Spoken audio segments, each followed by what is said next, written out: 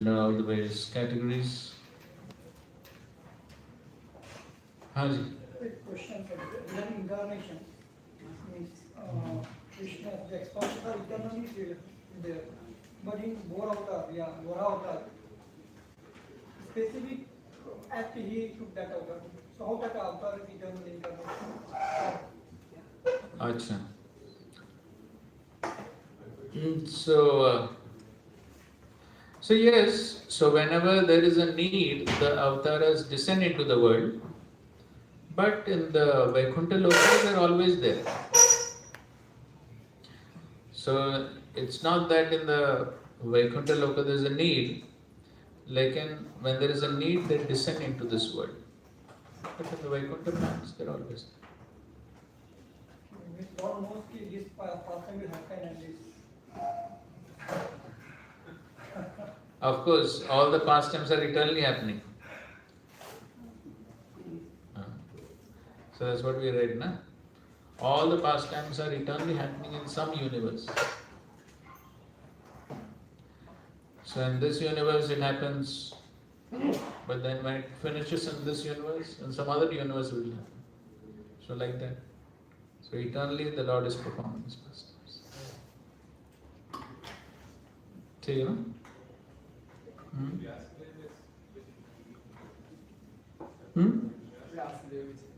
Vyasdev is also eternal.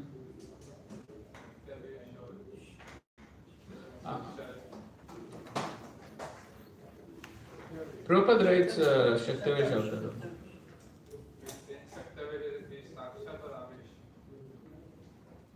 So he obviously won't fall into a category of Jiva, na? He's not Jiva. So obviously it will be Sakshat, direct. Okay. So you mentioned that after the pastime is over in one universe, it happens, it starts in another universe. Correct. So if that is the case, so Lord Krishna was here for 125 years. So same pastimes repeating another universe for 125 years. Correct. And Lord Krishna appears in one day of Brahma in one universe. Okay. So that way, can you calculate the number of universes? Achha, so you're saying by that you can calculate the number of universes. Okay. So one day of Brahma is calculated. Divided by 125.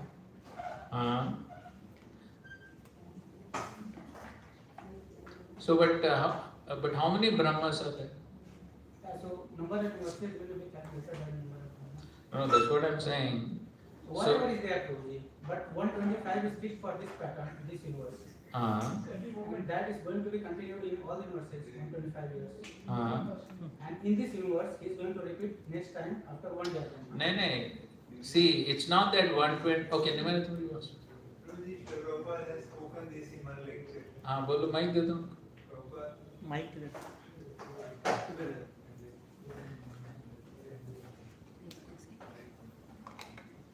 I recently heard this lecture. Prabhupada exactly says this, that 125 years Prabhupada says Krishna lives, and then Prabhupada gives some time scale which I forgot. That this much time again Krishna comes back. So now that total time divided by 125. That many number of universes are there. Prabhupada in one lecture says, I can find out, maybe 5 minutes will take for me. Recently I heard, just last month maybe. Okay. But then Prabhupada also says there are unlimited universes. Yeah, so regarding that, third canto. No, we read in the morning only. We read from the teachings of Lord Chaitanya so many times. Number of universes are unlimited. Yeah, so regarding that, in third canto somewhere I read that every pastime is happening consecutively in different universes. Correct. For example, Lord Krishna is in 1 to 5 years in this universe, some pastime between 1 to 5, so that will be repeated after this pastime in different universe, and next will be continued in this universe. So it is all, see, just like the Prabhupada in his lectures he tells, just like, see now it is, if you say it is 245, so once 245 is over here, it will be 245 somewhere else. And when it's over there, then it will be 245 somewhere else. So like that it's continuous. So 2:45 p.m. always exists somewhere. So similarly, Krishna's every pastime, when the pastime is, as soon as it's over here, it's immediately there somewhere else. Still that will be calculated, Prabhuji. Because after one day of Brahma, that 245 will be in this universe. Different universes are different phases of Brahma. No, but then, how can you calculate? Because Krishna is going on performing his pastimes in unlimited universes. So how can you calculate? So that 125 is very particular number, Prabhuji. Okay, that is okay. 125 years he stays. But then how do you know that 125 years in how many universes? That how you can calculate? So Prabhuji, if Lord Krishna is going to repeat the pastime, so as you said, 2:45 p.m. So that 2:45 will be continuous in some universe. Okay, I understand. So this is according to logical mathematics. But the first principle is to understand that number of universes is unlimited.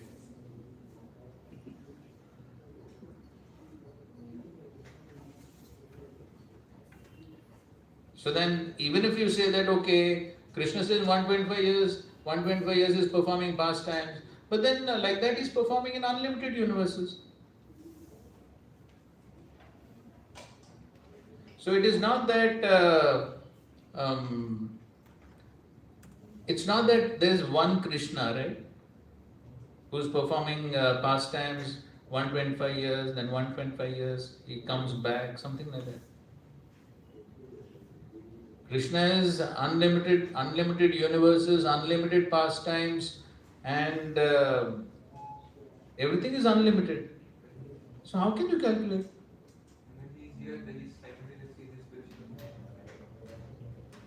Yes, that's another point.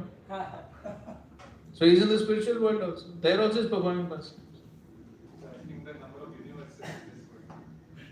But that is what, number of universes itself is unlimited. And that point also comes. If we accept that Krishna is there only in one universe at a given time, then he says that we can calculate the universe. But as we understood, that Krishna is not only present in one universe at one time, he is present in multiple universes, which may be the one particular day of Brahma in that universe. So that's how it is. It's all unlimited. If same pastime is happening in many universes, same particular pastime, then it cannot be calculated. So see, we read in the teachings of Lord Chaitanya, no, it's okay, that basically in one day of Brahma, the pastimes are happening, all the various incarnations are in one day of Brahma, in one universe.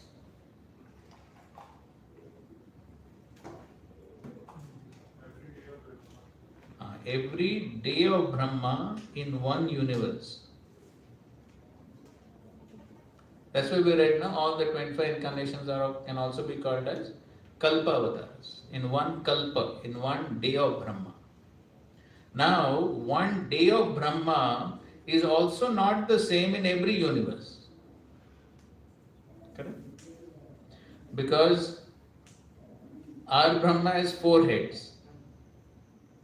Other Brahmas have so many heads. So that means their duration of their life is not the same as the duration of life of our Brahma. So now, how do you know how many universes, how many Brahmas, what is the duration of life of each Brahma? Okay.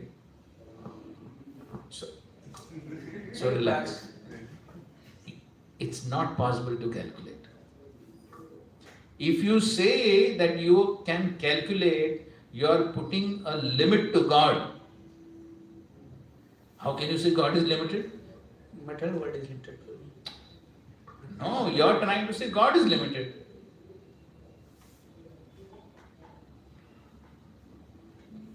So innumerable material universes, innumerable spiritual universe, everything is unlimited.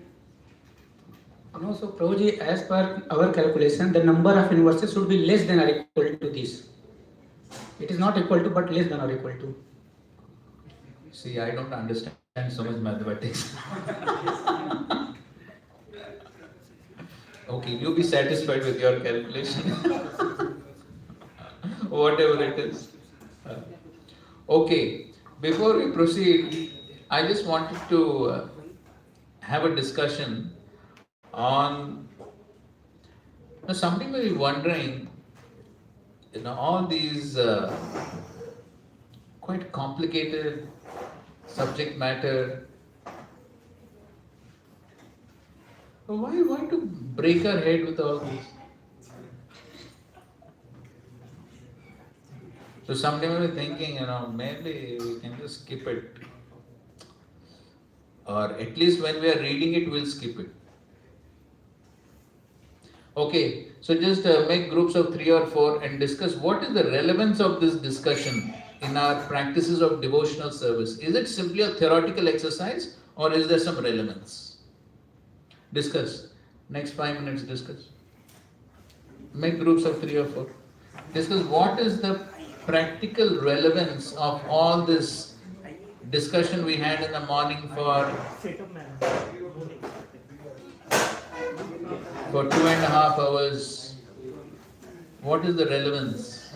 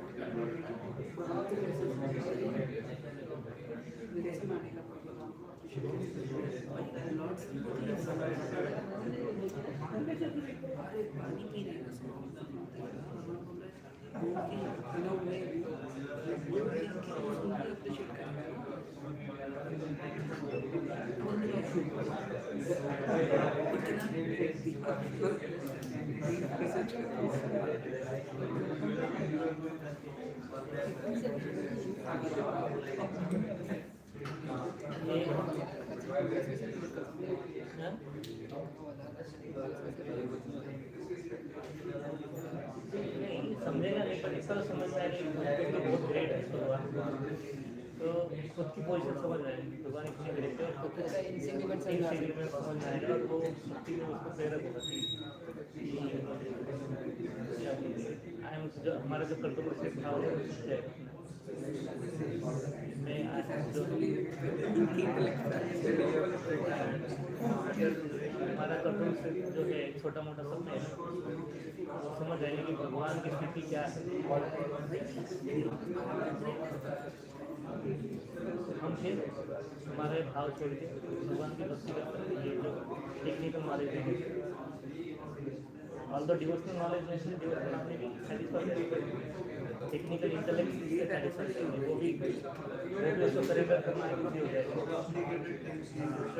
जिसने पढ़ा उसके लिए तो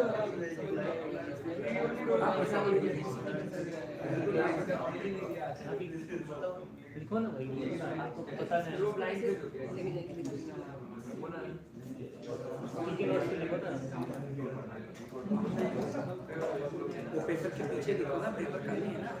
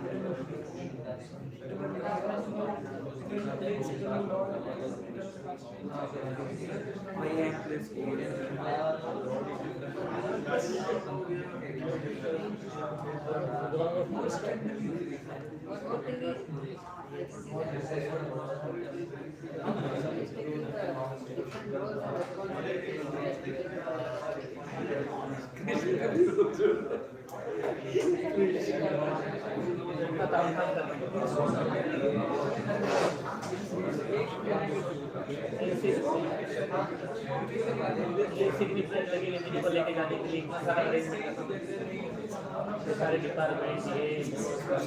Okay, ठीक है, Hare Krishna, enough.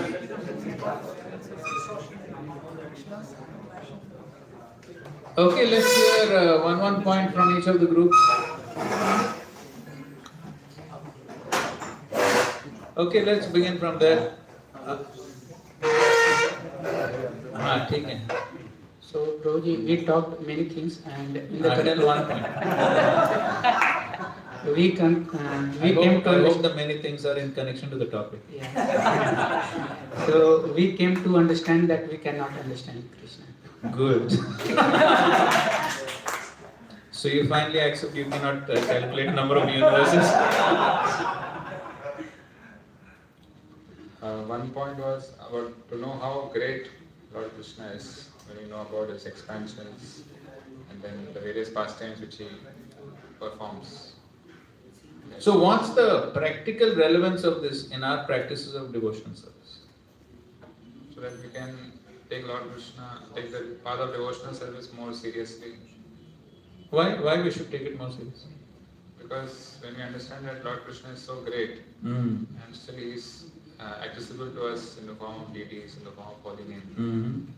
So we can understand that it's a very easy process. At the same time, we are getting the highest through bhakti. Okay, fine, thank you.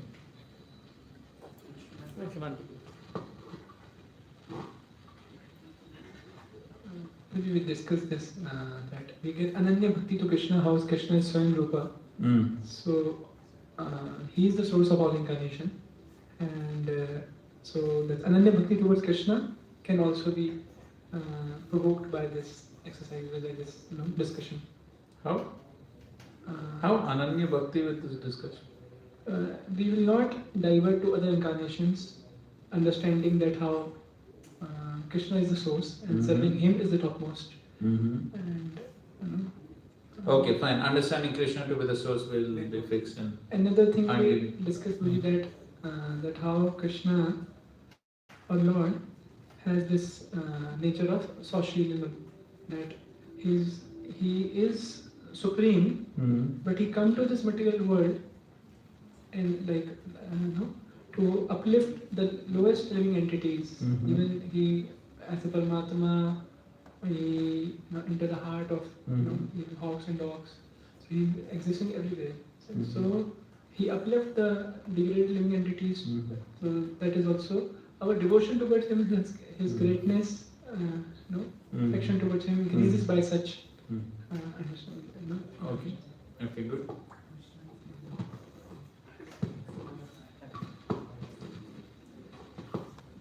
Maybe we can use this knowledge in preaching.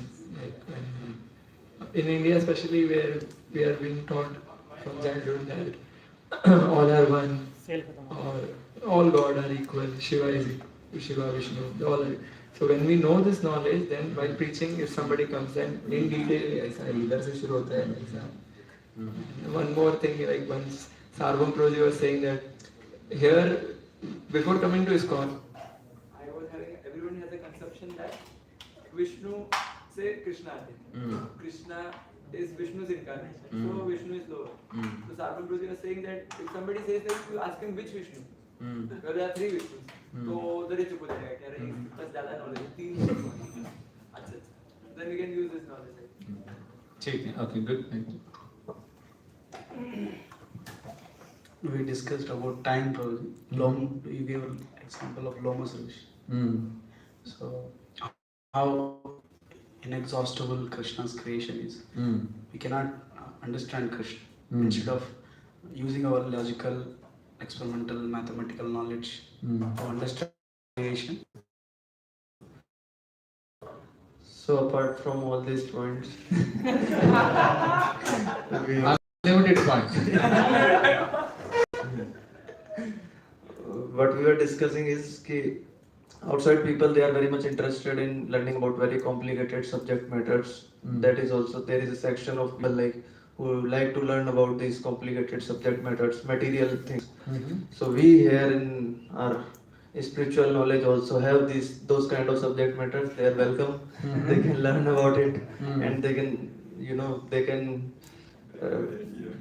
Use their intelligence. Use their intelligence. They can. What their interest is to learn about complicated things. They can fulfill here also in Krishna consciousness. Okay. Also, one more point that I was thinking was like how these all expansions, Samshan, these Vinamshan, these things, they also depict how merciful Krishna is, what kind of things he is doing so as to reciprocate or reform the living entities. So we can understand the mercy element of Krishna also like that. Okay, good, very good points. Thank you.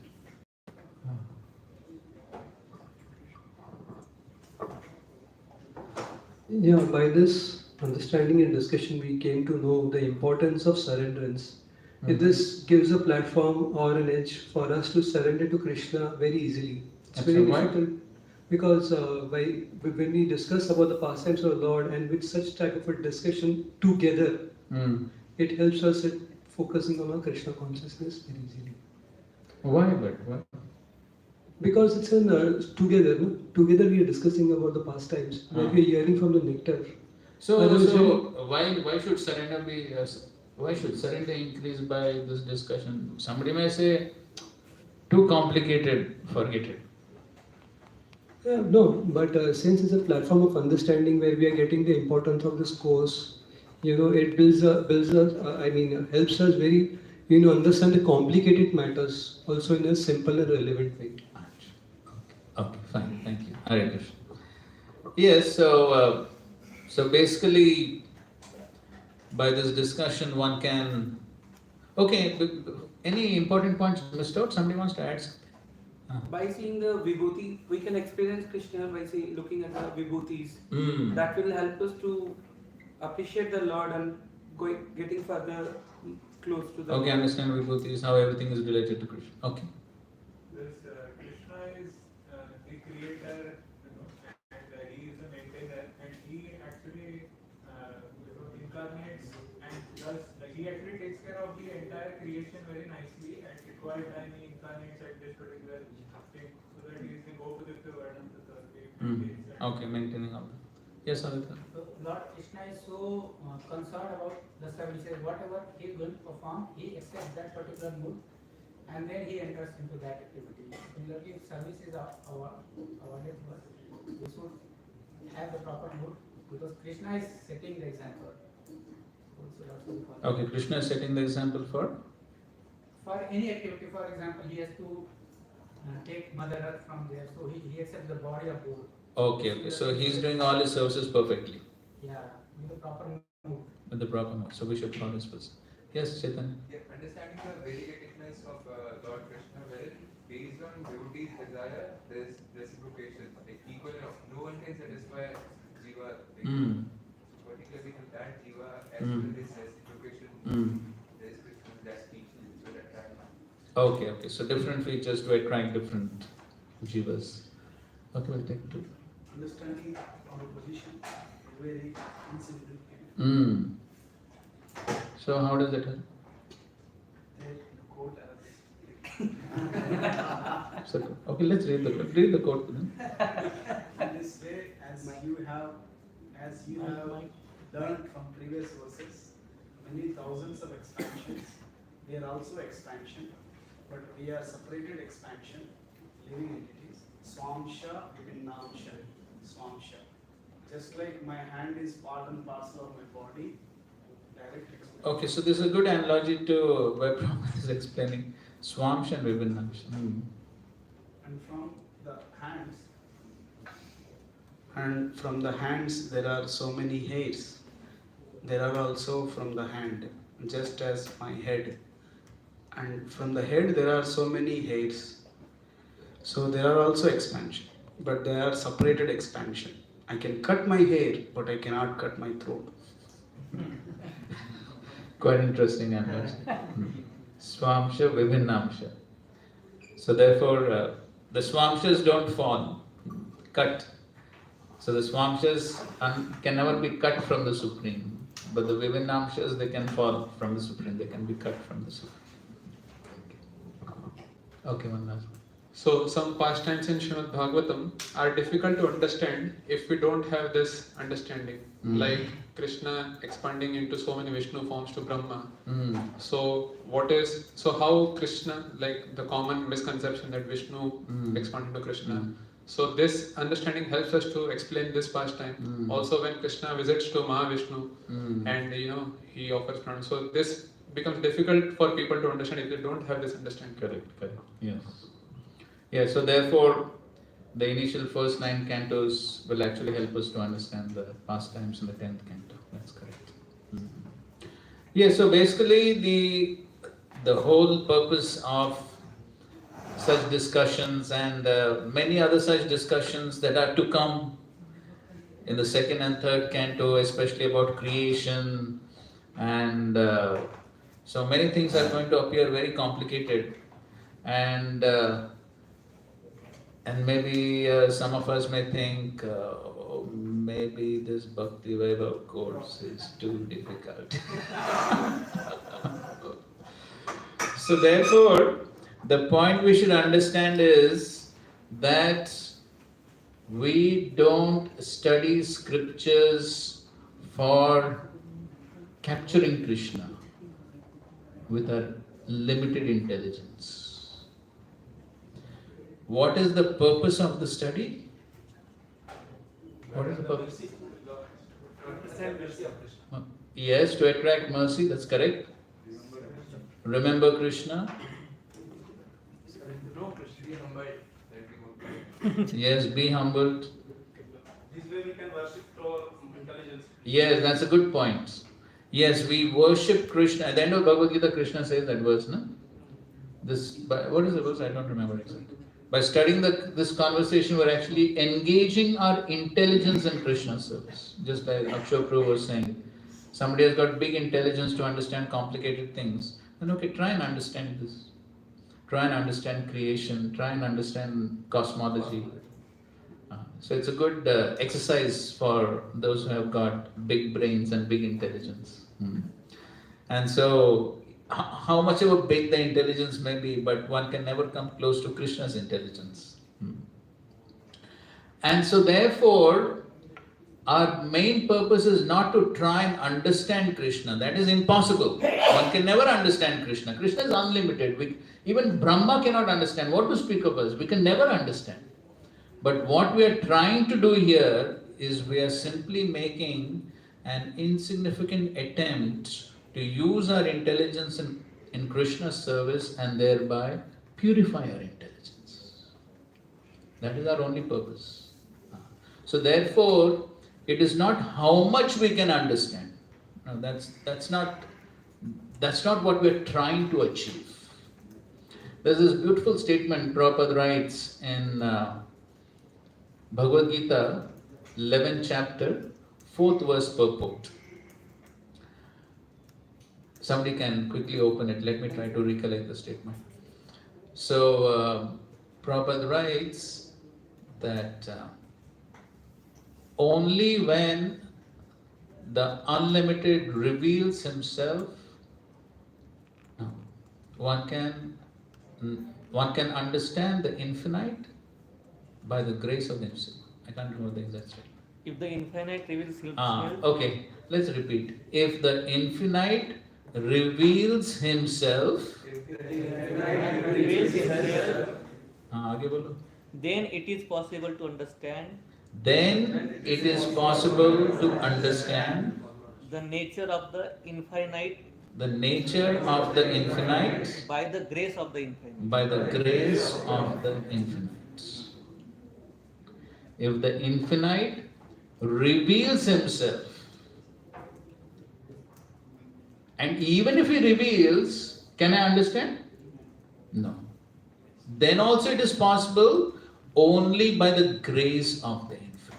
If the infinite reveals himself, it is possible to understand the nature of the infinite by the grace of the infinite. So what is our position? We are infinitesimal. How is it possible for the infinitesimal to understand the infinite? Is it ever possible? Logically, it is ever possible for the infinitesimal to understand the infinite. Infinite means there is no end. So how can we ever understand? It is only possible by the grace of the. And so therefore, as Sai Krishna Prabhu has rightly pointed out, our entire exercise here is simply trying to attract the grace. Srila Prabhupada has written these books. He wanted us to read the books, and we are simply trying to follow that instruction to attract the grace. That's all. So we are not trying to capture Krishna and put it in our, as Prabhupada would say so often, tiny brains. Tiny brains. Or if you want to say exactly what teeny brains, Prabhupada. So it is not possible. It's just not possible. Whether it is this section or later on we'll see creation, that's even more complicated. Cosmology in 5th canto, even more complicated. And so if we think that we are trying to study all this so that we can grasp all of this knowledge and become perfect, no, it's never going to happen. It's never going to happen. That's not the purpose. So therefore, if we are not able to understand, we should not feel disappointed or depressed. So the purpose of this study is not trying to master knowledge. The purpose is simply self-purification, following the instruction of the Acharya, and that is what will attract grace. South Indian Brahman at Srirangam, what could he understand? Bhagavad Gita. Could he understand? No.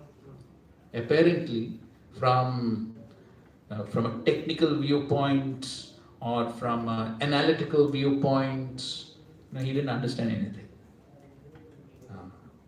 But then he followed the instruction of his spiritual master, and that attracted what? The grace of the spiritual master. And then he got the ultimate benefit, and that is The Lord Himself. yes, the realization of Krishna. That is the ultimate benefit. So therefore our purpose of Shastric study should be very clear. Our purpose is not to become academic Krishna's grace, because Krishna is unlimited. Okay, unlimited. Okay, so this point should be clear. And so therefore it really doesn't matter from a material intelligence point of view.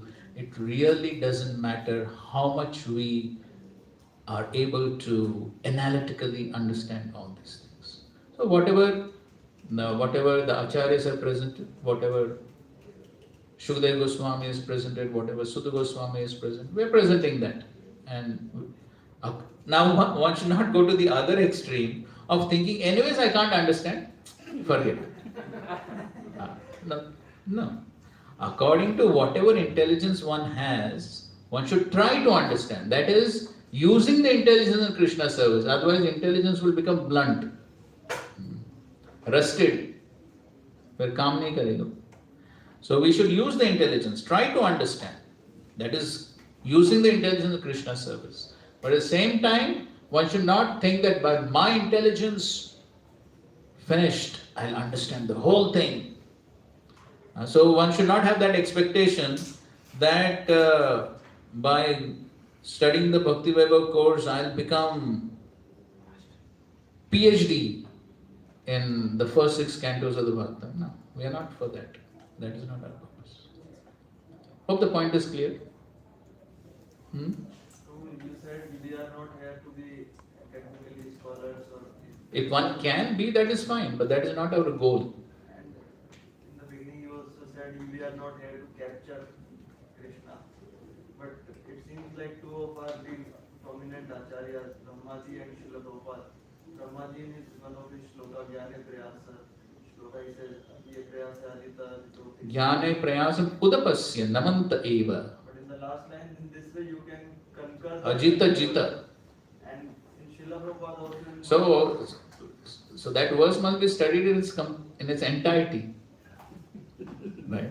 But the first thing what Brahmaji is saying is Jnane prayasam udapasya. First of all, you have to give up what? Jnana prayas. Jnana prayas means what? Mental speculation. Trying to understand the Supreme with our own limited minds and intelligence. He is saying give it up. Because Brahmaji with his 4 heads could not understand Krishna. So therefore he is saying give up this mental speculation business. What to do? Namanta. Namanta means what? Surrender.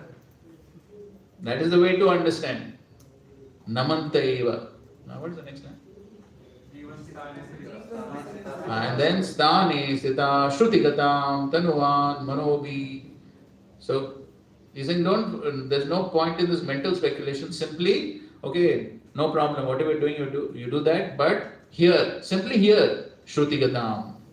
Simply here. Surrender and hear. That is called as submissive hearing. That is the main purpose why we are here. The main purpose is for this submissive hearing. That is the main purpose. Then by doing that, Krishna is pleased. Shrimatam Sokata Krishna, Punya Shravana Kirtana, Hridyantastu Vidunoti.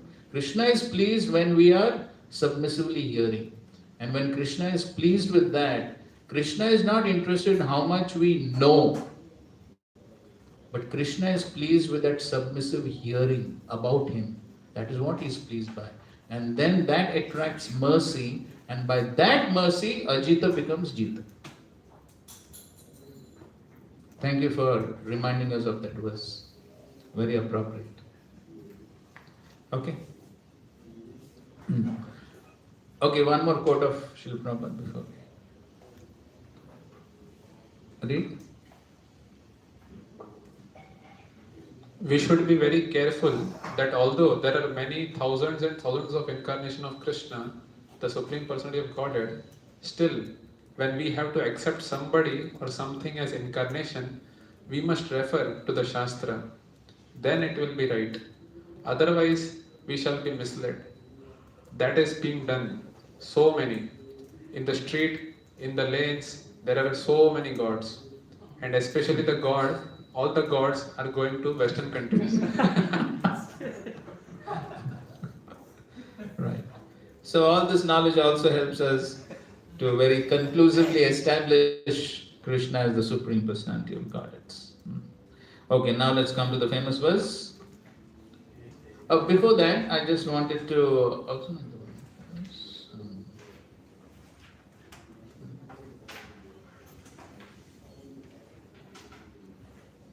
So in the purport to the 27th verse, Prabhupada defines Vibhuti and Avesh.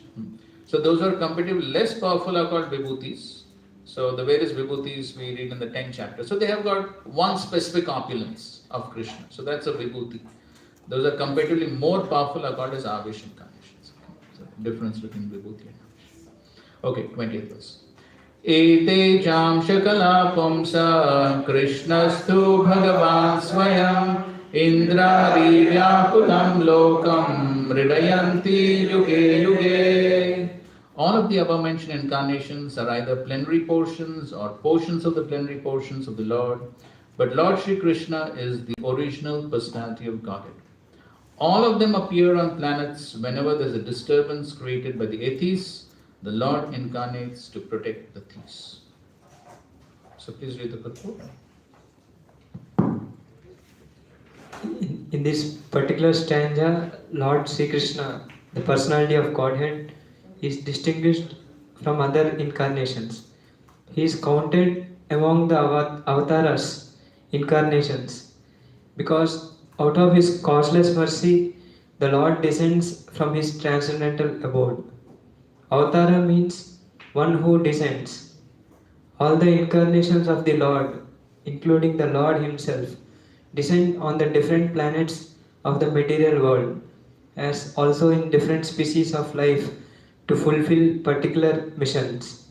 Sometimes he comes himself, and sometimes his different plenary portions or parts of the plenary portions or his differentiated portions, directly or indirectly empowered by him, descend on this material world to execute certain specific functions. Originally, the Lord is full of all opulences, all prowess, all fame, all beauty, all knowledge, and all renunciation.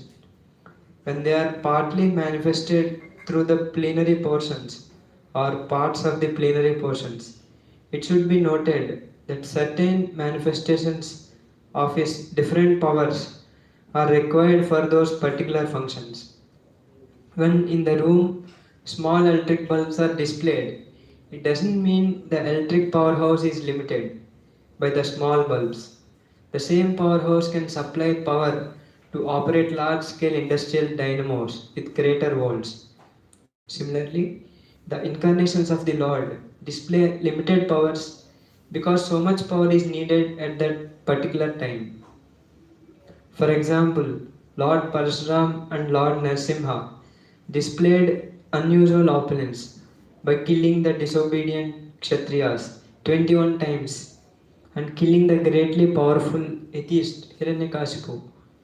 Hiranyakashipu was so powerful that even the demigods in other planets would tremble simply by the unfavorable raising of his eyebrow. The demigods in the higher level of material existence many times excel the most well-to-do human beings in duration of life, beauty, wealth, paraphernalia, and in all other respects. Still, they were afraid of Hiranyakashipu. Thus, we can simply imagine how powerful Hiranyakashipu was in this material world. But even Hiranyakashipu was cut into small pieces by the nails of Lord Narasimha. This means that anyone materially powerful cannot stand the strength of Lord's nails. Similarly, Jamadagnya displayed the Lord's power to kill all the disobedient kings powerfully situated in their respective states. The Lord's empowered incarnation Narada and plenary incarnation Varaha, as well as indirectly empowered Lord Buddha, created faith in the mass of people. The incarnations of Ram and Dhanvantari displayed his fame, and Balram, Mohini, Vamana exhibited his beauty.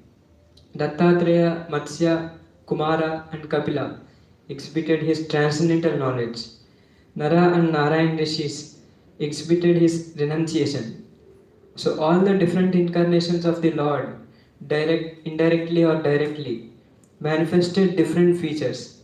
But Lord Krishna, the primeval Lord, exhibited the complete features of Godhead, and thus it is confirmed that He is the source of all other incarnations.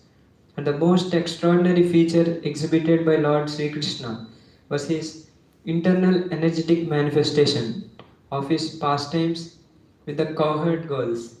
His pastimes with the gopis are all displays of transcendental existence, bliss, and knowledge, although these are manifested apparently as sex love. The specific attraction of his pastimes with the gopis should never be misunderstood. The Bhagavatam relates these transcendental pastimes in the 10th canto, and in order to reach the position to understand the transcendental nature of Lord Krishna's pastimes with the gopis, the Bhagavatam promotes the student gradually in 9 other cantos. According to Srila Jiva Goswami's statement, in accordance with authoritative sources, Lord Krishna is the source of all other incarnations. It is not that Lord Krishna has any source. All the symptoms of the Supreme Truth in full are present in the person of Lord Sri Krishna. And in the Bhagavad Gita, the Lord emphatically declares that there is no truth greater than or equal to Himself. In this stanza, the word Swayam is particularly mentioned to confirm that Lord Krishna has no other source than Himself. Although in other places, the incarnations are described as Bhagavan because of their specific functions, nowhere are they declared to be the Supreme Personality. In this stanza, the word Swayam signifies the supremacy of as the Samam Bonam. The Samam Bonam Krishna is one without a second. He Himself has expanded Himself in various parts, portions, and particles as Swayam Rupa, Swayam Prakash, Tadekatma, Prabhava, Vaibhava, Vilas, Avatar, Avesh, and Jivas, all provided with innumerable energies, just suitable to the respective persons and personalities. Learned scholars in transcendental subjects have carefully analyzed the Samam Bonam Krishna to have 64 principal attributes. All the expansions or categories of the Lord possess only some percentages of these attributes, but Sri Krishna is the possessor of the attributes cent%, and his personal expansions such as Swayam Prakash and Tadekatma, up to the categories of the avatars, who are all Vishnu Tattva, possess up to 93% of these transcendental attributes. Lord Shiva, who is neither avatar nor Avesh, nor in between them, possess almost 84% of the attributes. But the Jivas, or the individual living beings in different statuses of life, possess up to the limit of 78% of the attributes. In the conditioned state of material existence, the living being possesses these attributes in very minute quantity, varying in terms of the pious life of the living being. The most perfect of living beings is Brahma, the supreme administrator of one universe. He possesses 78% of the attributes in full. All other demigods have the same attributes in less quantity, whereas human beings possess the attributes in very minute quantity. The standard of perfection for a human being is to develop the attributes up to 78% in full. The living being can never possess attributes like Shiva, Vishnu, or Lord Krishna. A living being can become godly by developing the 78% transcendental attributes in fullness, but he can never become a god like Shiva, Vishnu, or Krishna. He can become a Brahma in due course. The godly living beings who are all residents of the planets in the spiritual sky are eternal associates of God in different spiritual planets called Haridham and Mahesh Dham. The abode of Lord Krishna above all spiritual planets is called Krishnalok or Golok Vrindavan, and a perfected living being, by developing 78% of the above attributes in fullness, can enter the planet of Krishnalok after leaving the present material body. Okay, so this is a very important verse. So Prabhupada is speaking about how all the various incarnations, they come to exhibit different potencies according to whatever is required at that time. So anyway, now we'll go through Jiva Goswami's commentary where he has analyzed the verse very beautifully. So we will read it part by part. So somebody can read.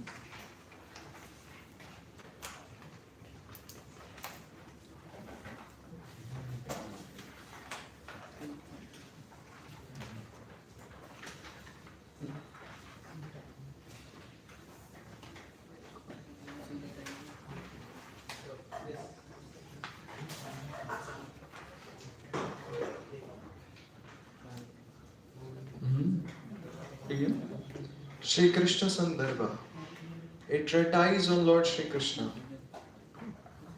Part 5 of an overview of the Navasandarbha of Srila Jiva Goswami. Satsandarbha. Sorry for the fonts. In the first 3 of his Sandarbhas, treatises, Srila Jiva Goswami discussed the supremacy of Bhagavan, the personality of Godhead. Bhagavan is the superior to both the Brahman, impersonal, and Paramatma, super soul, features of the absolute truth. Now, in the Krishna Sandarbha, he says we must decide the identity of Bhagavan, or rather the identity of Swayam Bhagavan, the original form of the personality of Godhead. Why? Because there are many incarnations of the Lord, but we must know which one is the original form of the Lord. The answer, he says, must be decided by careful analysis, and that is the subject of the Krishna Sandarbha.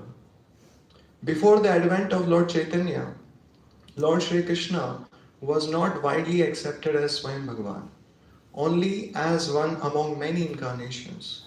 His personal abode, therefore, along with his eternal associates and their eternal pastimes together, were not accepted.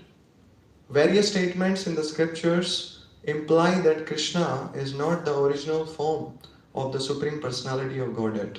For example, somewhere it is stated that Krishna is a plenary expansion from Narayan. Elsewhere, that he is an incarnation of Mahavishnu, and elsewhere an incarnation of the heir of Karanodakshaya Vishnu, Shirodakshaya Vishnu. Still elsewhere, he is said to be an incarnation of Garbhodakshaya Vishnu, of Vaman, or of Lord Ram. There are many other statements in this vein. This Sandarbha puts such statements in proper perspective. In fact, here in the Krishna Sandarbha, Srila Jiva Goswami displays his brilliant scholarship more than in any other book. In the first chapter of the Bhagavatam, the assembled sages put 6 questions to Sutta Goswami. One of them was this: please, O intelligent sage, tell us about the auspicious incarnations of the Lord. That request is answered in the 3rd chapter, where the incarnations are listed. Only the chief ones are listed. However, because the Lord's incarnations are unlimited, just as rivers flow from an unlimited source of water, unlimited incarnations appear in the world, one after another. To list them all is impossible, so the 3rd chapter lists only 22.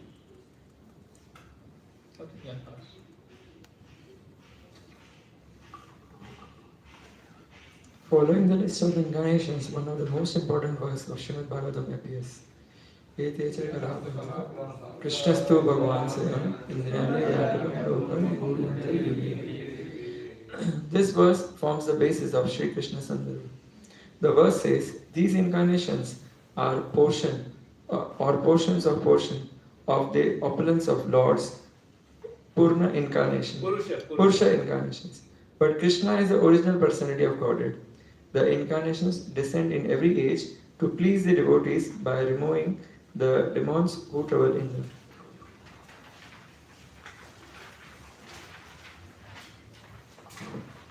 Jiva Goswami says that this is the key verse because it mentions the original personality of Godhead, Swayam Bhagavan. Indeed, it states categorically that Krishna is that original personality of Godhead. There are several verses in Bhagavatam about Krishna, but none are so definitive and clear. So he calls this verse the emperor verse because it can defeat all others.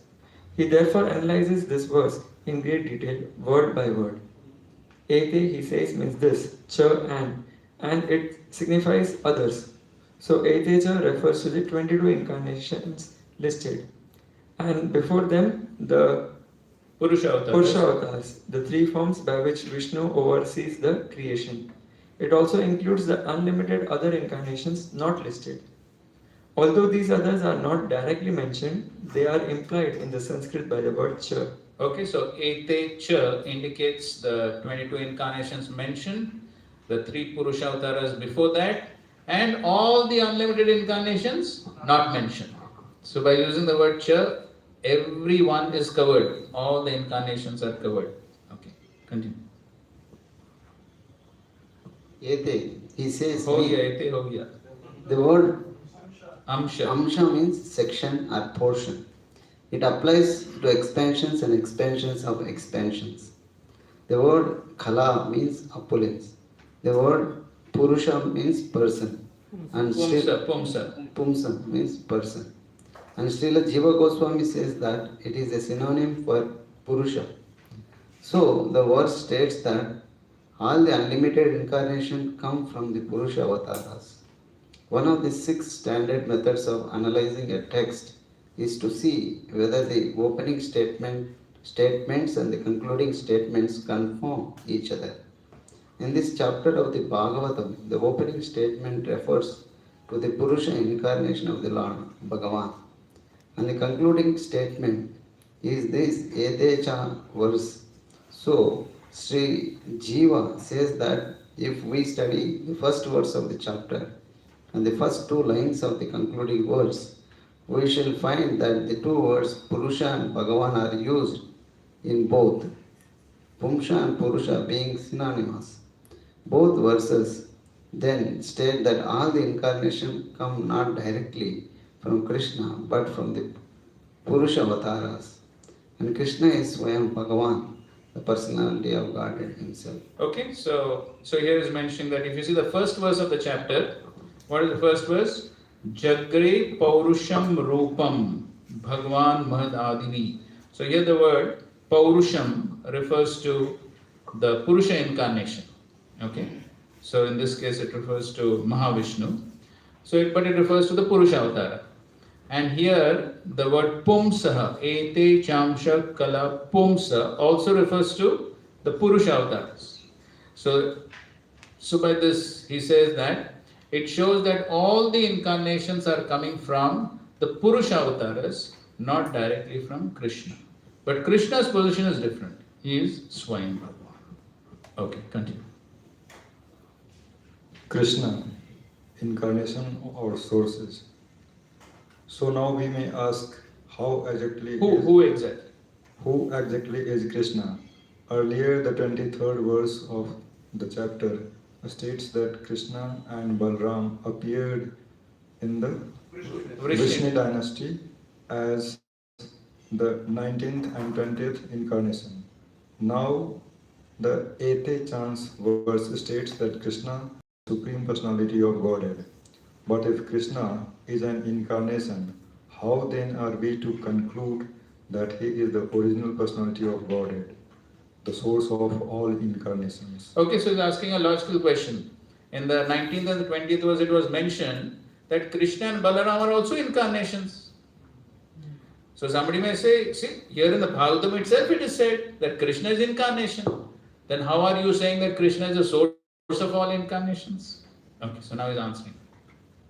In reply, Srijiv Goswami refers to the Purva Mimamsa, which says that in logic a later statement is always to be taken as more powerful than a previous one. A simple example illustrates how this works. If you ask for a glass of water and then say, no, actually I would like a glass of milk, it is clearly understood that you want milk, not water. On this reasoning, therefore, the latter statement that Krishna is Swayam Bhagavan, the original personality of Godhead, is definitive and final. To leave no room for doubt, Jiva Goswami studies the point from yet another angle.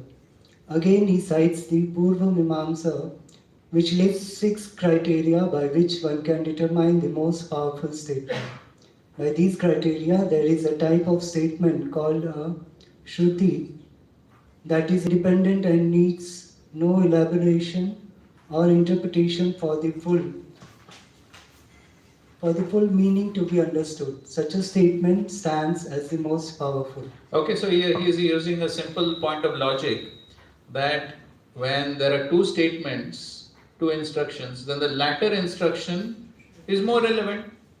So somebody says, give me a glass of water, and they say, no, not water, give milk. So then what will you give? It's obvious clear that he wants milk, not water. So similarly here, first it is said that Krishna is incarnation, but now what it is said? He is the source of all incarnations. So this is the latter statement. So therefore, on the basis of this simple logic, the latter statement is to be given more preference than the previous one. So therefore, Krishna is not simply an incarnation, but he is the source of all incarnations. Okay, go ahead. By this guideline, the statement Krishna Stu Bhagavan Swayam is Shruti.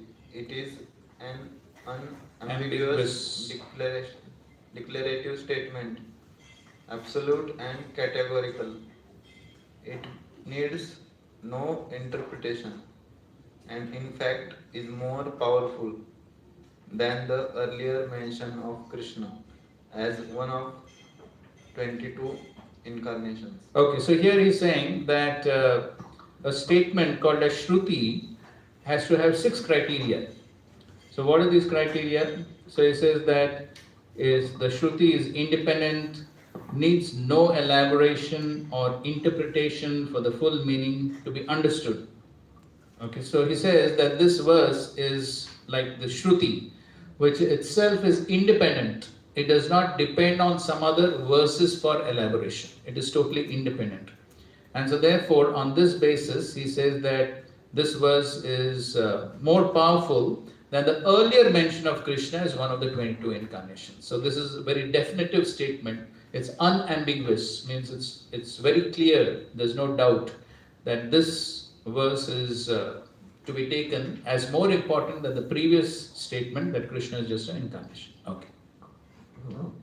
Another point to note is that in the list of incarnations, the word Bhagavan is used only for Balram and Krishna. It is not used anywhere else in the list. But Bhagavan, as used in that verse, applies to both Krishna and Balram. So someone may protest that this creates ambiguity. If you put a lamp on the threshold, it gives light both inside and outside. Similarly, in the list of incarnations, the word Bhagavan gives its meanings to both Krishna and Balram. Jiva Goswami says, yes, but that is all right, because technically Lord Balram is also not an incarnation. Okay, so you can see how minutely he is analyzing everything. So here somebody may say word Bhagavan is used for both Krishna and Balaram. So the first point is that Bhagavan is used only for Krishna and Balaram, not for any of the other incarnations. So that itself shows that Krishna and Balaram are special. Then somebody may say, okay, but the word Bhagavan is used for both. So then who is actually Bhagwan? Is it Krishna or Balram? So then he says, okay, no, doesn't make a big difference because Balram is also as good as Krishna. So even Balaram is not actually an incarnation. He's as good as Krishna. So that's how he refutes that. Okay, continue. And then why are Krishna and Balaram listed as incarnations? Well, they could have listed 20 incarnations and then stated at the end that Krishna and Balaram are Bhagavan. Then things would have been clear. Srila Jiva Goswami counters that Krishna and Balaram are listed because there is some similarity.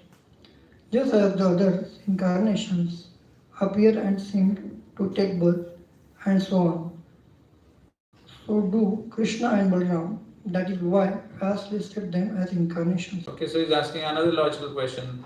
Why all this confusion? If you would have not mentioned Krishna and Balaram in the list of incarnations, just said that they're Bhagavan, then all the confusion is finished. No, but he's saying they are listed as incarnation because they are also avatars. Avatar means one who descends. So Krishna and Balaram also descend. So therefore it is necessary that their names be put in the list of incarnations. Okay, so that is why their names are there in the list of incarnations. Okay. As Srila Jiva Goswami continues his word by word analysis, he comes to the word tu, which means but. It is a pivotal word for it signals the reader or listener that what is about to come is different from what came before. In this chapter, the topic is incarnations. So by using tu, the author signals that Krishna is not among the incarnations. The word tu is also used to indicate the beginning of a definitive statement. According to the rules of Sanskrit, tu is used for those definitive statements clarified as Shruti. Classified as Shruti, or the most powerful statements described earlier. In effect, therefore, tu gives increased force to the categorical declaration that Krishna is the original supreme personality of Godhead. Okay, so the word tu is important because it separates the rest of the verse from this statement, Krishna's tu Bhagwan Swayam. Okay, so the word tu separates this line from the rest of the verse. It makes this line special. So it further analyzes how this statement is separate. Okay, go ahead. Now Sri Jiva Goswami explains that in the list of incarnations and in the Ete Chamsa verse, the word Bhagavan has the same meaning. It conveys that in reality Krishna is not an incarnation. In fact, he is not even the source of incarnations. He is the source of incarnations. He is not the source of incarnation. Who is the source of incarnation? Kshirodaksha Vishnu. So therefore he is the source of incarnations. As Srila Jiva Goswami comes to the third line of the verse, he says that it is not to be linked with the second. In this 4-line verse, the second line stands alone because its theme completely differs from what appears in the other 3. The use of the word tu serves to separate the second line from the rest of the verse. Since Krishna doesn't come for the sole purpose of ridding the universe of Indra's enemies, his coming is not like that of the other incarnations. Therefore, the line about him stands apart from the other 3 lines which speak about incarnations. Srila Jiva Goswami makes a grammatical point to support this view. The word Hridayanti is plural and Krishna is singular. So Krishna cannot be included in the plural usage of Hridayanti Yakulam. In Sanskrit, the subject and verb must agree both in gender and in number. Here, they do not match in number. So the verse makes sense only if Krishna's tu Bhagavan Swayam is taken as separate. Okay, so this Ete Chamsha Kala Pumsa So this is referring to all the other incarnations. And the word Mridayanti is plural. So therefore the word Indrari Vyakulam Lokam Mridayanti Yuge Yuge refers to all the other incarnations. So all the other incarnations come for the purpose of destroying Indra's enemies. When Indra's enemies, they cause trouble, that means the Asuras. So all the other incarnations, they come for the purpose of destroying Indra's enemies. So Mridayanti is plural, so therefore it refers to all the other incarnations. But Krishna's to Bhagwan Swayam is separate, because Krishna is one person. So therefore, that second line is separate from the rest of the verse. So that's what makes Krishna special from all the other incarnations. Is it clear so far? Okay, good. These conclusions are... Read the title, na? The Sutra that stands supreme. The Sutra that stands supreme. These conclusions are lucid and powerful, but Srila Jiva Goswami wants to churn the subject more. He says that there are still many wants to churn. Many places. In many places wants to churn the subject The more. fonts ka problem. If you have any problem, now you can read from here also.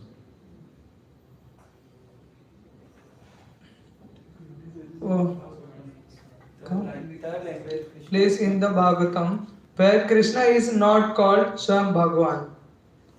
He refers to statements that he is an incarnation of hell and refer Incarnation. to incarnation of Vishnu or some other incarnation. Altogether, there are 15 statements of this sort. Jiva Goswami asks, why don't I consider those 15 statements Right. right and the one under Discussion. discussion mere glorification? Why not consider Krishna to Bhagwan Swayam, just a praise of Krishna? After all, Krishna is the topic, and so he is glorified at first, so that people will have faith and listen to these Puranas. But in reality, Krishna is not Swayam Bhagwan. Therefore, we should interrupt this statement in the light of those statements, which are many, whereas This is only one. This is only Okay, one. so he's saying there are many other statements which say that, okay, Krishna is incarnation of Vishnu, Krishna is incarnation of some hair, and so many other statements are there. So he says there are 15 such statements. So why? So if you go by democracy, then majority should win, isn't it? So there are so many other statements like that. This is only one statement. So why take one statement so seriously and neglect the 15 other statements? I don't know. Where it is mentioned, I don't know. Srila Jiva Goswami answers this objection very nicely. First, he asks, are these objections based on Srimad Bhagavatam or on other sources? He says we shall consider both possibilities. First, he counters the conflicting statements from Srimad Bhagavatam.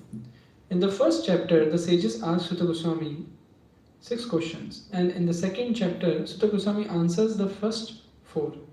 In the third chapter, which lists the incarnations, he answers question 5 and 6. Up to this point, Srila Jiva Goswami points out no ambiguous statement about Krishna has been made, and then he is clearly said to be Swayam Bhagavan. Now after this, there may be many places where Krishna clearly seems to be called something other than Swayam Bhagavan. But in the scriptures, you always find that when a topic is to be explained, there is first a sutra, a terse statement, giving the gist of what is about to be presented. Then the body of the work expand upon it. This is the standard procedure.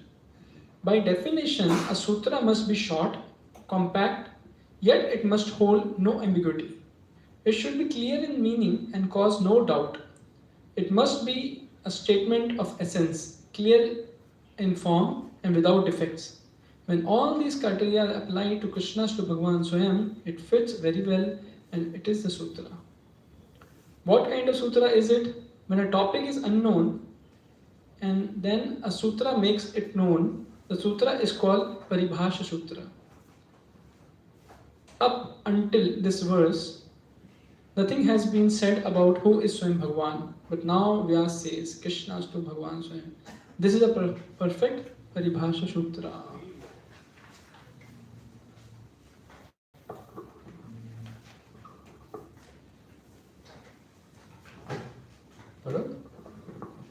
A Paribhas Sutra is supposed to be universally applicable.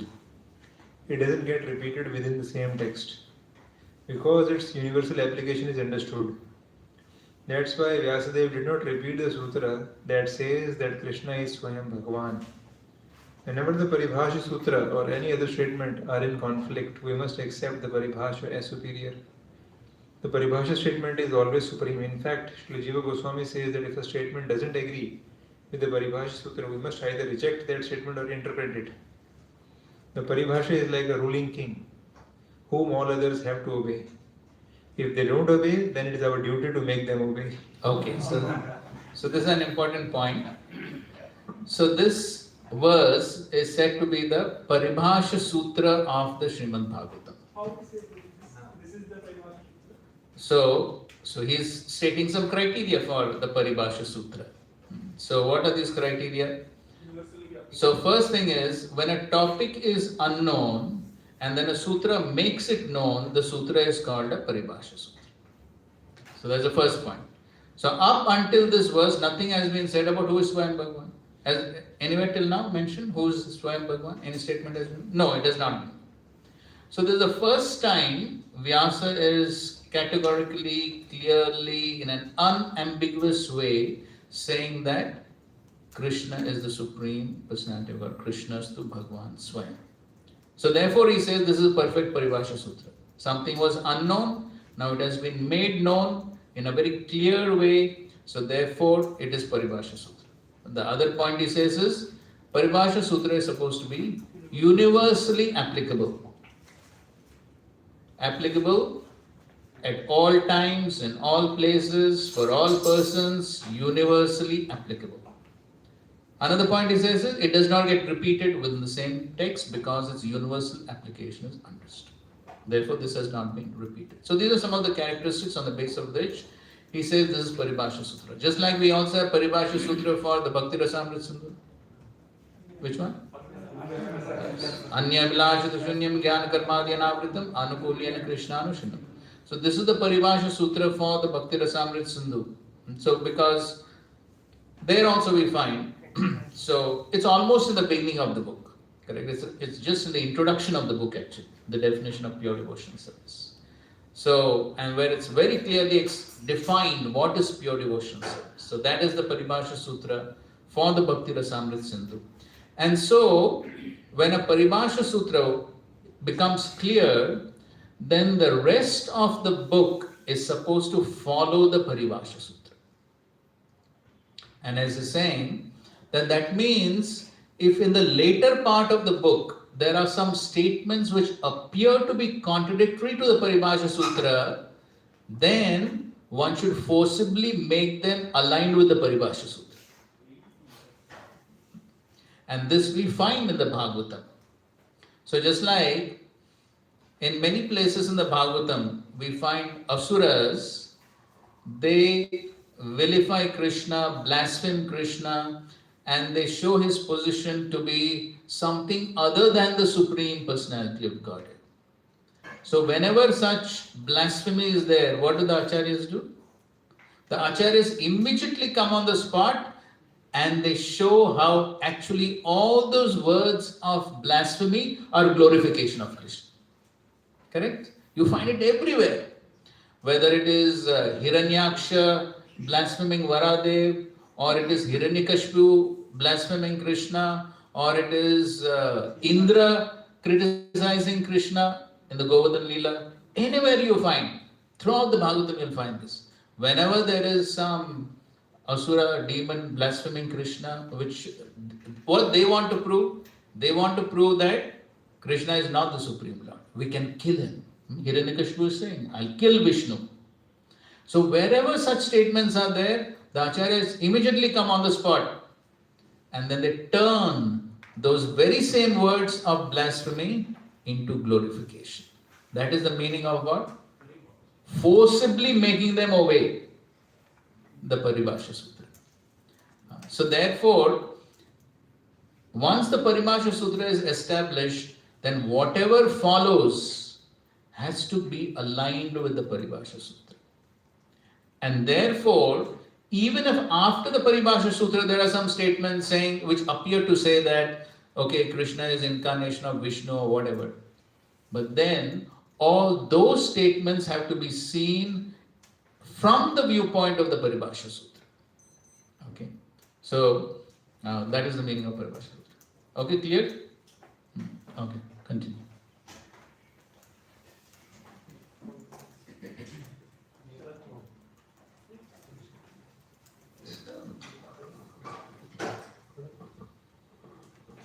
Ornaments to the emperor. So far, Srila Jiva Goswami has dealt with statements from Srimad Bhagavatam that seem to contradict the emperor's statement. Now, he wants to show that the emperor's statement supersedes statements from other sources such as the Vedas, Puranas and Upanishads. Among all such sources, he says, he has already shown in the Tattva Sandarbha that Srimad Bhagavatam is the highest. It is the spotless Purana.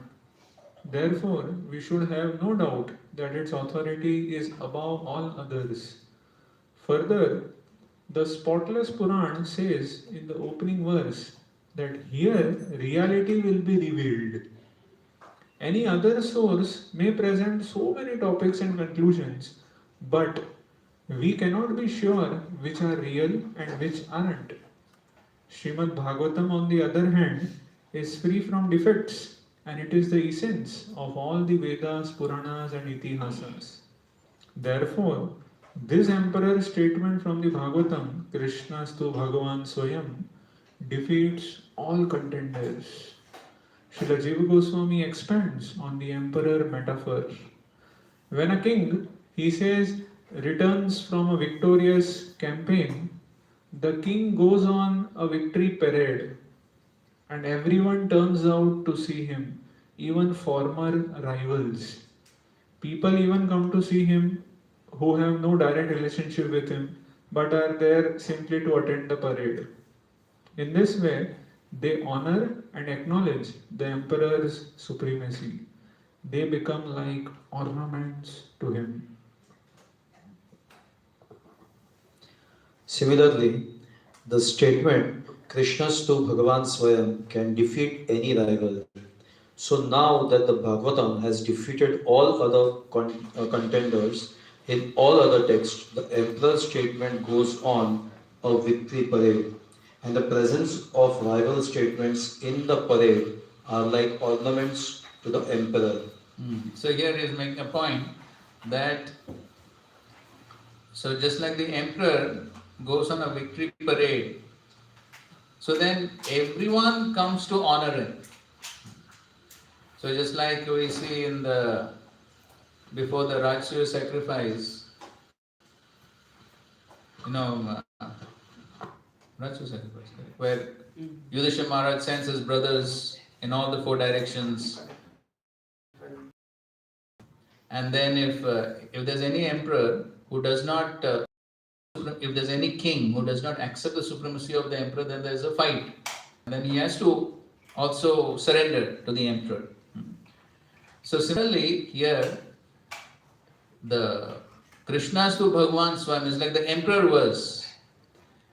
And so just like when the emperor, he has defeated everyone, and even if there are some rivals, the presence of the rivals only increases the glory of the emperor, that even the rivals have surrendered to the emperor. Correct. So here he is making the point that similarly, later on in the Bhagavatam, even if there are some statements which appear to be contradictory to this verse, actually they are simply glorification of this verse. Because even though they may appear to be contradictory, but actually they have to be in line with this verse. They cannot be something else. So that means any statement which appears to be contradictory to the statement must also be interpreted in line with the statement. So just like if it is said that Krishna is an incarnation of Vishnu, if we find a statement like that later on in the Bhagavatam, then that statement has to be interpreted in accordance to this verse. That means, so if it is said Krishna is an incarnation of Vishnu, then we have to understand that it is said only because, what? Yes, because Krishna descends into this world, therefore he has been called an avatar or an incarnation. That is how we understand. It does not mean that Vishnu is the source and Krishna is his avatar. So any contradictory statements must be seen in light of this statement. Okay, so that is the meaning of that. Yes, how this verse is like emperor. Okay, fine. Okay, just like in the Bhakti Rasamrita Sindhu, we find a good example. So when Rupa Goswami is describing sadhana bhakti in the Nectar of Devotion of Srila Prabhupada, it comes in the 3rd chapter.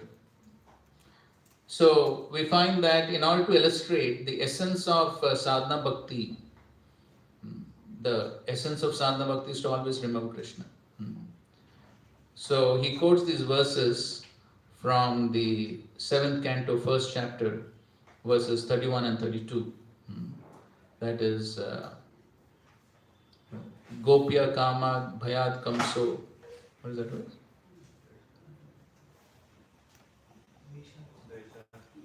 So he quotes those verses. 5 ways one can always remember Krishna. Mana Krishna Niveshayat. Somehow or other remember Krishna through any of these 5 ways. By any of these 5 ways, if one can remember Krishna, then one can achieve perfection. That's what he says. But then in that, 2 examples are Kamsa, who remembered Krishna out of fear, bhai. And he also gives example of Shishupal, who remembered Krishna out of envy, dvesha. But he says by any of these ways one can achieve the Supreme. So it appears to be a contradiction. So then one immediately has to refer to the Paribhasha Sutra. What does the Paribhasha Sutra say? Anukulyena Krishna. Okay, the goal is remember Krishna, that is all right. But what should be the mood of remembering Krishna? Anukul. So therefore these 2 ways of Kamsa and Shishupal are not Anukul, they are Pratikul. So therefore they are not recommended for sadhana bhakti. So that is how, if something appears to be contradictory, it should be seen in light of the Paribhasha Sutra. That is how one needs to understand. Alright? Okay, continue. Okay. Very nicely, Jiva Goswami is, very wonderful. My question is, like Vyasdev, if even like the way how you are telling that even if later on such kind of verses do exist or come, then how we have to understand, in this context, we have to force all our. So my point is, why Vyasdev has to, then tell such kind of things. Anyways, all the Vedas are so word jugglery, and that's why Narad Muni came to tell him actually. You see, so many Vedas are already there. Now you should specifically mention about Krishna. Now that how is the Supreme Lord. So how to understand this point? That why it's like Vyasadeva has to use these kind of things. Why Vyasadeva has to? But these are history, na? But this is history. No, why can't he just present in this Parivar Sutra form, like all the other verses? Like, so that is a doubt which comes. Although Jiva Goswami has said very nicely. No, but then okay, we have statements of the Asuras blaspheming and all that, but that is history, no?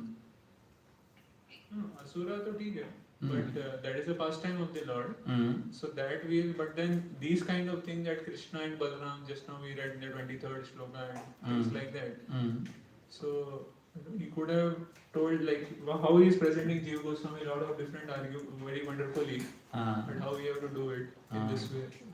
So why can't Vyasadeva in the first instance only when he edited this thing after making the whole Bhagavad Puran on the request of Narad Muni, so he could have made it more clear.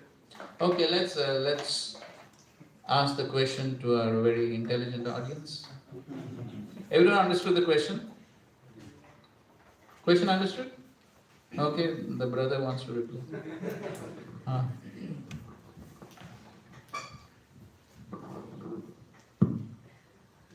So this, what he is telling about this instance where Vyasadeva is mentioning in the list of incarnations, you have already answered because Krishna is avatar. So in the list of avatars, he is mentioning specifically two distinguishes his position. What he may be asking is, like in the 10th canto, when the instance comes where Vishnu is telling Yogmaya that Amshena, that I will come in my Amsha, and like that he says. So there, this Amsha word may be bewildering to the reader. So now, this is not unreal. This has happened. So Krishna may come through the agency of Vishnu. No, I think so. Your question is slightly different, correct? Yeah. His question is, see here Jiva Goswami is presenting all these arguments and clarification and all that. So he is asking, why didn't Vyasadeva himself present all this, correct?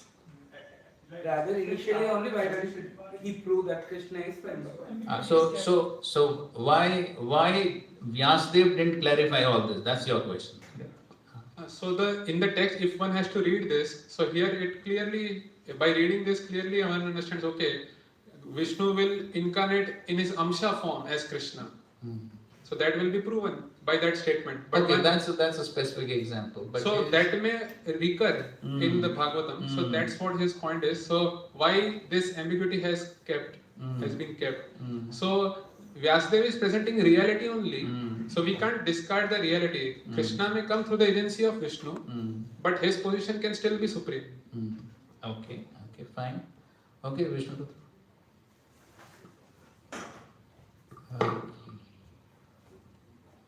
So Vishnu will present the Tattvana, the real Tattva of Vishnu and Krishna. I understood what he is asking. What I understood is that why Vyasadeva now mentioning all this incarnation and again making ambiguity. Is it the question?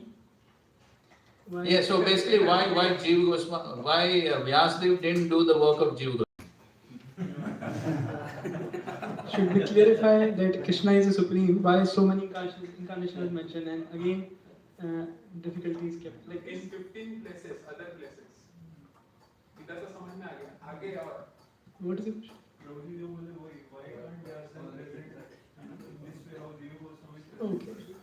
Okay.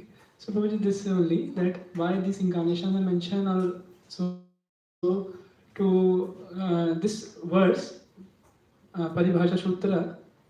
Krishna Swam Bhagavan, Krishna to Bhagavan Swam has effect so that this had value if all these things mentioned. So all incarnations are mentioned, or so this has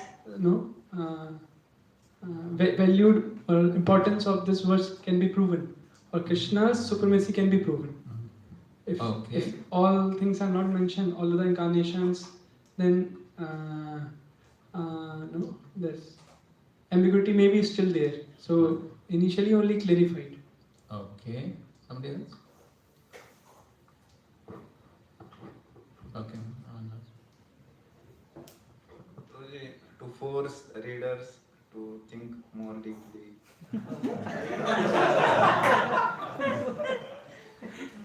They may think or they may speculate. If pure devotees are there, then they will give such a long commentary, and after then. If Vyasadeva would have done all this, then what is the use of the acharyas?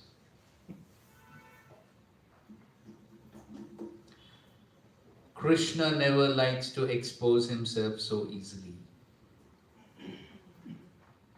So therefore, this is Krishna's policy. Now Vyasadeva is incarnation of Krishna. He knows what is Krishna's purpose. 11th canto, 13th chapter, verse number 24, if I'm not mistaken. Somebody see.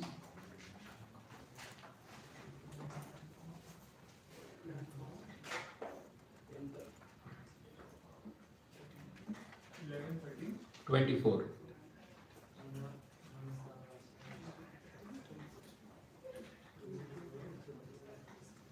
Somebody got it? Read the translation. Within this word, whatever is perceived by the mind, speech, eyes or other senses is me alone and nothing besides me. All of you please understand this by a straightforward analysis of this fact. No, not this verse. That's not the verse. So there's, okay, maybe you do a search for Parokshavad.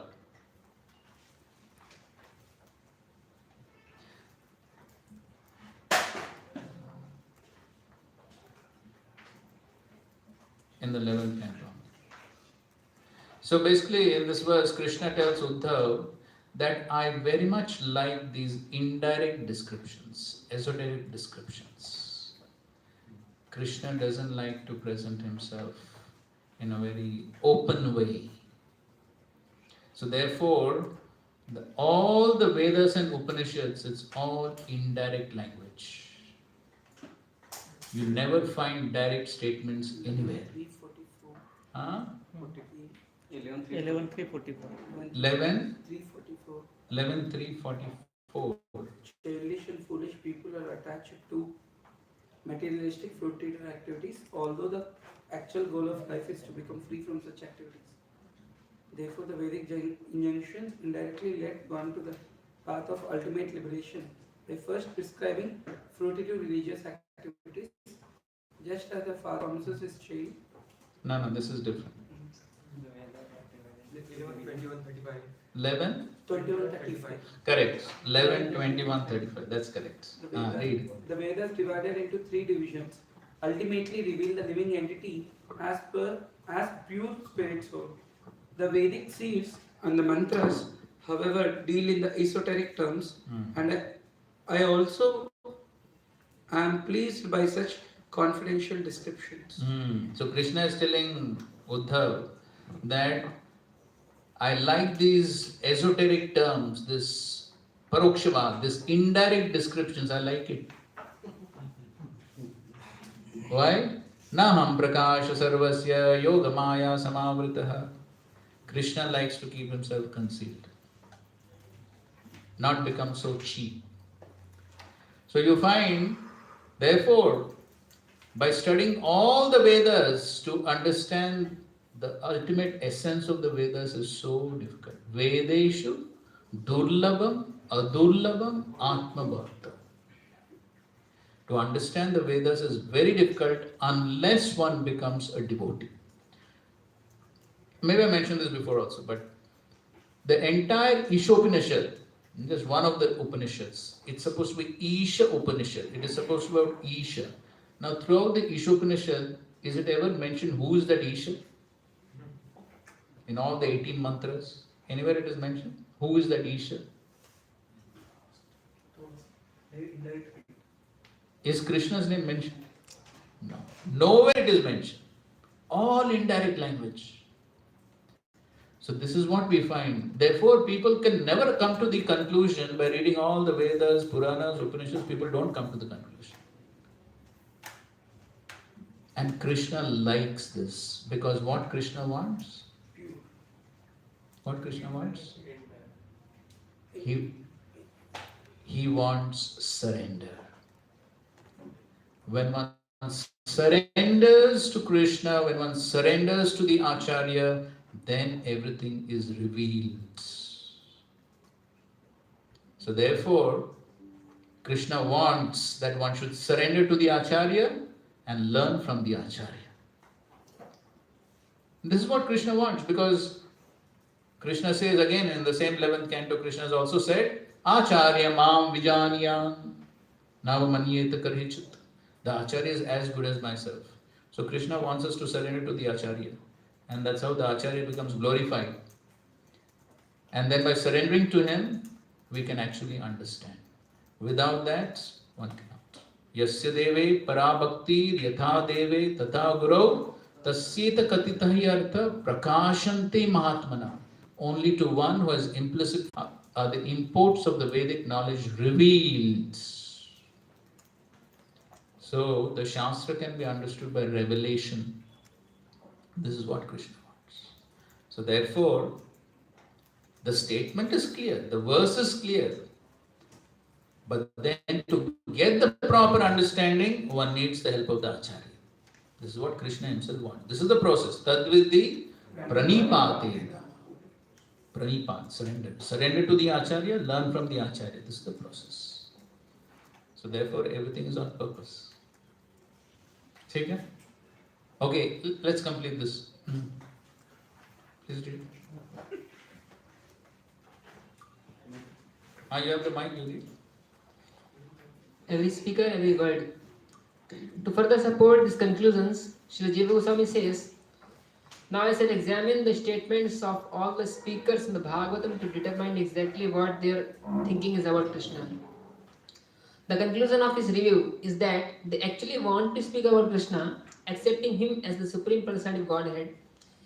They compliment their questioners. The question is glorious because you have asked about Lord Krishna.